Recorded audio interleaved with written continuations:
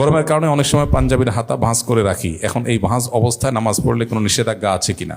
হ্যাঁ, নিষেধাজ্ঞা আছে। গরমে হোক অথবা অজু করে আসছেন, হাত ভিজা আছে, সেজন্য হাত ভাঁজ করা আছে, ওই অবস্থায় আপনি নামাজ শুরু করেছেন, এটা জায়েজ নাই, এটা মাকরুহ। নামাজে সময় হাত হোক জামা হোক এগুলো কোনোভাবে ভাঁজ করা যাবে না, বরং এগুলোকে ছেড়ে দিয়ে স্বাভাবিকভাবে নামাজে দাঁড়াতে হবে। কারণ নবী করিম সাল্লাল্লাহু আলাইহি সাল্লাম বলেছেন, উমিরতু আন আসজুদা আলা সাবআতি আযুমিন, আমাকে 7টি অঙ্গের উপরে সিজদা করার জন্য নির্দেশ দেয়া হয়েছে, অর্থাৎ আল্লাহ নির্দেশ দিয়েছেন।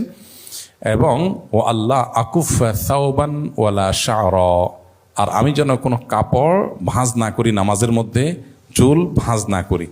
এই জন্য কাপড় ভাঁজ করে নামাজ পড়া মাকরুহ।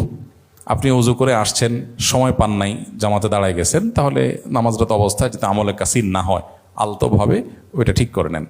আর সাধারণ অবস্থাতে স্বাভাবিক অবস্থা যদি হয় তাহলে সেক্ষেত্রে আপনি নামাজের আগেই এগুলো ছেড়ে দিয়ে তারপর নামাজ পড়বেন। গরম লাগছে সেজন্য জামা কাপড় উঠায়া আপনার ভাঁজ করে নামাজ পড়া অনুচিত।